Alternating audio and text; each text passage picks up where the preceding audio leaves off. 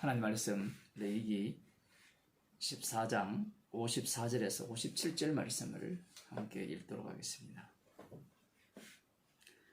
이는 각종 문둥병 환체에 대한 교린이 곧 몸과 의복과 가옥의 문둥병과 붓는 것과 피부병과 색점에 언제는 부정하고 언제는 정함을 가르치는 것이니 문둥병의 규례가 이러하니라.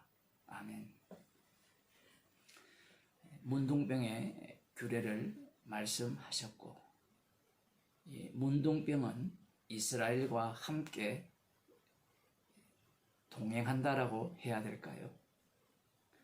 이스라엘이 멸망하기까지는 이 문둥병은 발병했다가 또 나았다가 그 과정을 겪게 됩니다. 그 과정을 통하여서 하나님께서는 이 이스라엘 백성 가운데 문둥병을 통하여서 하시고자 하는 말씀을 하시는 겁니다. 열왕기하 5장을 보면 아람의 군대 장관 나아만이 문둥병자임이 문둥병자로 등장하고 있습니다. 말씀을 이렇게 읽어보게 되면 이 나아만은 문둥병자임에도 불구하고 아람의 큰 군대 장관으로서 활약을 했음을 알 수 있습니다. 문둥병자인데 어떻게 이 활약이 뛰어났느냐, 군대 장관이 되었느냐? 그 배후에는 이스라엘의 하나님이 계셨습니다. 1절에 보면 아람 왕의 군대 장관 나아만은 그 주인 앞에서 크고 존귀한 자니 이는 여호와께서 전에 저로 아람을 구원하게 하셨습니다. 저는 큰 용사나 문둥병자더라. 여호와 하나님께서 문둥병자인 나아만을 통하여서 아람 나라를 구원케 하신 거예요. 재밌는 것은 아람 나라를 어느 나라로부터 구원했느냐? 물론 주변 나라로부터 구원했다라고도 볼 수 있지만 2절에 보게 되면 북이스라엘과 싸워서 승리를 가져온 나아만 장군이라는 겁니다. 전에 아람 사람이 떼를 지어 나가서 이스라엘 땅에서 작은 계집아이 하나를 사로잡음에 저가 나아만의 아내에게 수종들더니, 하나님께서 아람의 군대 장관 문둥병자인 나아만 배후에서 활약을 하시면서 북이스라엘을 치게 하시고 하나님의 백성인 그 계집종을 사로잡아 오게 하셨다라는 겁니다. 우리가 보기에는 아마 우리가 만일에 북이스라엘 사람이라면 하나님께서 어떻게 이럴 수 있는가 분을 낼 수 있겠죠. 분노합니다. 무당을 믿는 자가 어떻게 권력을 차지하고 부자가 되고 우상을 섬기는 자가 어떻게 세계의 가장 큰 부호가 될 수 있느냐.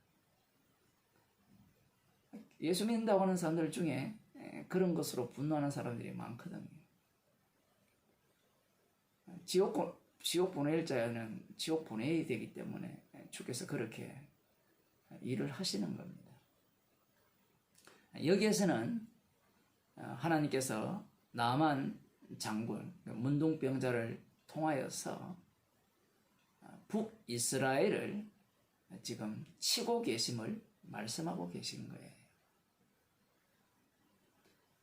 문둥병자에게, 그것도 이방인 아람 나라에 의해서 지금 계집종이 사로잡혀갔다는 것은 북이스라엘의 상황이 율법에서 벗어났음을 분명히 하고 있는 겁니다. 재밌는 것은 이 계집종이 주인이 문둥병자임을 지금 알고 있죠. 그래서 이렇게 말합니다. 우리 주인이 사마리아에 계신 선지자 앞에 계셨다면 좋겠나이다. 저가 그 문둥병을 고치리이다. 엘리사 선지자에 대한 소문은 북이스라엘 왕 요람 왕이라고 볼 수 있는데 그 왕도 다 알고 있고요. 이 계집종조차 알고 있습니다. 이것을 통해서 보게 되면 이 나만 장군이 북이스라엘을 쳐서 계집종을 사로잡아 가게 한 그 목적이 이 나만을 문둥병자로 북이스라엘로 이렇게 끌어당기기 위해서 이러한 일을 주께서 조치하셨음을 알 수 있습니다.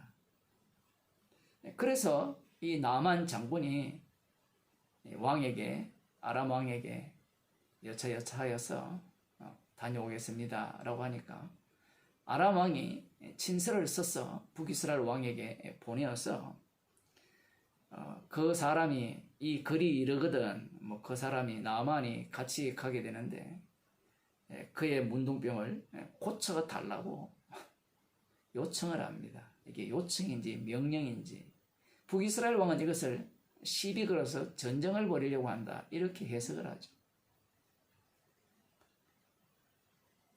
분명히 선지자가 이 병을 고칠 것이라 이렇게 말을 했으면 이 아람 왕이 북이스라엘 왕에게 편지할 것이 아니라 선지자에게 편지를 하는 것이 정상적이지 않겠어요? 그러면 왜 왕에게 편지를 했느냐? 아람 왕의 생각은 그런 거예요. 선지자도 왕 아래에 있다라고 생각하는 겁니다.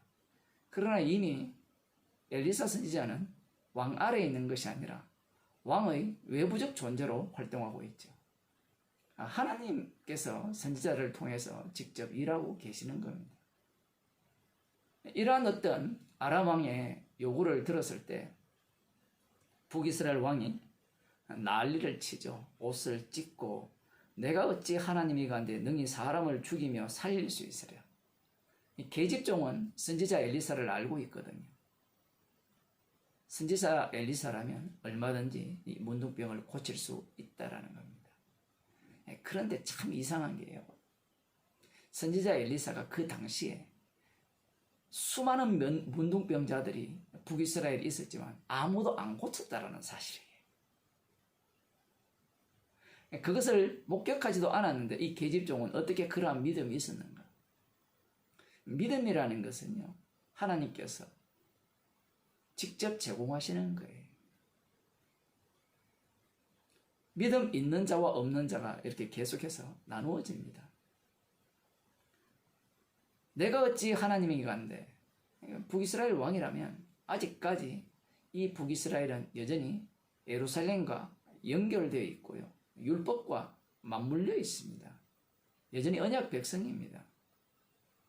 우리들이야 북이스라엘이 자기 마음대로 당과 베델에 황금 송아지를 만들고 우상을 섬겼으니까 이스라엘이 아니라 이렇게 생각할지 모르지만 아니었다면 선지자들을 하나님께서 그곳에 보내실 이유는 없는 겁니다. 이것을 통하여서 철저하게 이 북이스라엘 왕이 여호와를 배반했다, 버렸다라고 볼 수 있는 겁니다. 우리들 같으면 우리가 북이스라엘 왕이라면 당장 선지자 엘리사를 찾았겠죠. 그러니까 성경을 거꾸로 보는 겁니다. 절대로 엘리사를 찾지 않아요. 계집종과 같은 믿음이 아무나에게 주어지는 게 아닙니다. 오늘날이야 병 고친다면 지나게나 다 믿죠. 그러니까 가짜 믿음인 거예요. 예수님이 오셔서 능력을 행하실 때 다 믿었잖아요. 그 다 믿은 그들이 누구의 종입니까? 마귀의 종이잖아요. 북이스라엘 왕은 시비 걸기 위해서 대도하는 그 요구를 한다 이렇게 생각한 겁니다. 이 소식을 듣고 엘리사 선지자가 사람을 보내어서 그 사람을 나에게 보내어라 이렇게 요청을 하죠. 나만 장군이 엘리사에게 가서 엘리사가 지시하는 바대로 행하느냐? 요단강에 들어가서 7번 들어갔다 나오라 하는데 비웃습니다. 내가 사는 그 동네의 물이 더 깨끗하다는 거죠. 그러자 종들이 선지자가 큰 일을 시키면 그거는 하면서 왜 이 조그만 일은 안 하려고 합니까? 라고 이렇게 얘기를 한 거예요. 이런 것도 재밌습니다.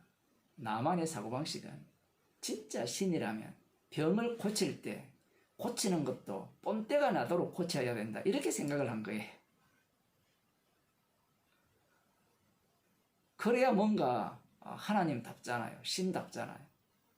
그런데 물에 7번 들어갔다 나오는 것이 무슨 뭐 대단한 그러한 일들입니다. 어쨌든 종들의 말을 듣고 깨끗하게 나왔어요. 피부가 어린아이 같은 피부를 갖게 되었습니다. 그러자 이 나만 장군이 예물을 드리려고 하죠. 온 천하에 신이 없는 줄 안다. 얘기해보면 이렇게 이야기합니다. 이스라엘 외에는 온 천하에 신이 없는 줄을 아나이다. 자기가 왕과 함께 섬겼던 그 신은 신이 아니고 온 천하의 진짜 신은 이스라엘의 하나님. 어떤 이스라엘입니까? 북이스라엘의 하나님. 그 하나님만이 진짜 유일한 신임을 알겠다라는 거예요. 그래서 예물을 바치려고 하죠. 그러니 이 신 개념도 사실은 엉터리이죠. 자기가 섬기는 신은 거래관계죠.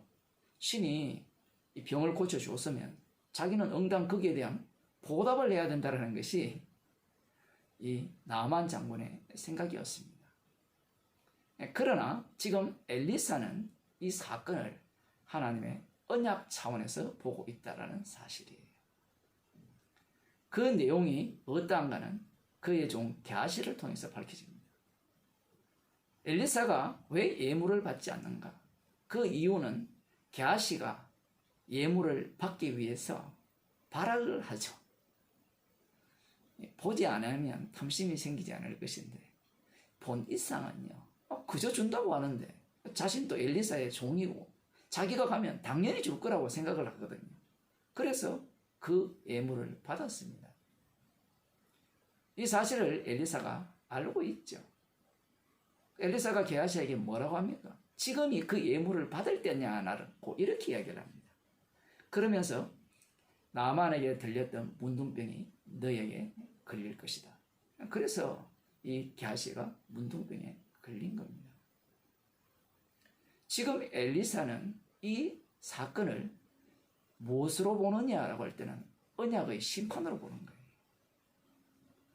이방 나라 아람 군대 장관의 나만이 문둥병에 걸렸잖아요. 그가 나음을 입었다라는 것은 본래 이 하나님의 은혜의 혜택이 이방인에게는 가면 안 되는 거거든요. 오히려 자신의 민족을 이스라엘을 사로잡아간 그가 문둥병자로서 엘리사에게 와서 나음을 입었다라는 것은 지금 북이스라엘이 심판받고 있다라는 이야기입니다. 그 모습을 이미 5장 1, 2절에서 살짝 보여주셨죠. 문둥병자에 의해서 전쟁에 패한다는 것은 이스라엘 자체가 이미 문둥병에 걸렸다라는 겁니다. 부정하다라는 의미예요. 게하시는 이것도 모르고 지금 북이스라엘이 멸망당한다, 심판받는다라는 그러한 어떤 것들을 모르고 병을 고쳐 줬으니까 예물을 받는 것이 당연하지 않느냐. 엘리사를 섬기는 종조차도 하나님을 어떤 식으로 이해하고 있느냐라고 할 때는 이 아람의 군대 장관 나만식으로 우상을 섬기는 방식으로 이해하고 있다라는 겁니다. 북이스라엘의 형국이 그 정도로 심각하고 하나님의 심판 속에 있다라는 거예요. 누가복음 4장에 예수님께서 고향에서 복음을 전하셨죠. 이사야의 예언의 말씀이 자신에게 임했다. 주의 성령이 내게 임했다. 그렇게 말씀을 하셨을 때 고향 사람들이 예수님을 환대하지 않습니다. 그때 예수님께서 27절에 이렇게 말씀합니다. 또 선지자 엘리사 때에 이스라엘에 많은 문둥이가 있었으되 그 중에 한 사람도 깨끗함을 얻지 못하고 오직 수리아 사람 나만 뿐이니라. 우리는 예수님의 이 말씀을 보면서 구원 얻을 자가 있네요 라고 이렇게 접근을 하는데, 예수님의 말씀은 그런 의미가 아니에요. 언약은 이스라엘 중심입니다. 이스라엘 중심이라는 것은 이방인에게는 구원이 없다라는 거예요. 지금 나만만이 이 문둥병에서 깨끗함을 입었고, 수많은 이 북이스라엘에 살고 있는 그 문둥병 환자들은 그 어느 누구도 깨끗함을 못 입었다라고 말씀하심으로 말미암아 지금 예수님의 고향 그 나사렛 지역 그 부근이죠. 그것을 확산시키면 온 유대 땅이 되고 이스라엘 전역이 되는 겁니다. 그 전역이 지금 어떠한 상황이냐라고 할 때는 바로 심판받을 상황이라는 거예요. 요한복음에 의하면 어둠이라는 겁니다. 지금 예수님께서 이렇게 말씀하심으로 말미암아 예수님의 등장으로 인하여서 이스라엘의 남은 자 중 구원받을 자는 아무도 없다라는 말씀을 하고 계신 거예요. 어느 누구도 예수님을 주님으로 영접할 인간은 없다라는 겁니다. 나만이 있었지 않습니까? 나만이 어떻게 나음을 입었어요? 하나님께서 조치를 하신 거죠. 누구 때문에? 북이스라엘의 심판을 위해서 조치를 한 겁니다. 이러한 나만 같은 구원받는 자가 발생이 되어지죠. 어떻게 만들어집니까?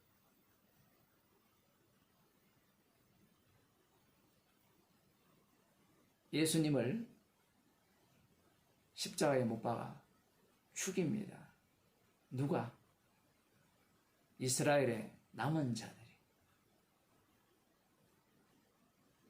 주님께서는 죽임을 당하시면서 그 십자가의 피 능력으로 나만 장군 같은 사람들을 새롭게 창조해 내시는 거예요. 그들을 성도라 하는 겁니다. 성도는 십자가 속에서 만들어진 자예요.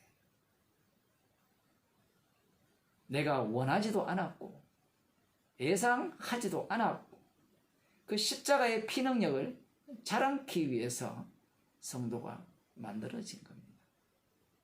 그래서 성도는 이 십자가의 피를 자랑하도록 인생을 살아가게 되어 있어요. 십자가의 피를 자랑하려면 우리는 어떤 인간으로 드러나야 합니까? 문둥병자로 드러나야 되죠. 불심판받아 마땅한 그러한 죄인으로 드러나야 하는 겁니다. 주께서 그렇게 성도를 인도하시면서 십자가의 피 공로를 스스로 자랑하시고 뽐내시는 겁니다. 기도하시겠습니다. 하나님 아버지, 주님의 죽으심을 자랑케 하기 위하여서 우리들을 십자가의 피능력으로 창조하시고 우리의 인생을 피 공로만을 뽐내도록 날마다 죽어 마땅한 자로 불심판받아 마땅한 자로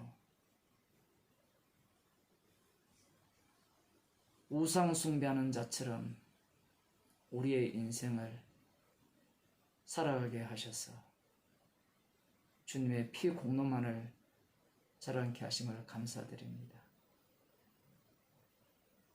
주님의 죽으심만을 자랑하는 저희들이 되게 하여 주옵소서. 예수님 이름으로 기도드리옵나이다.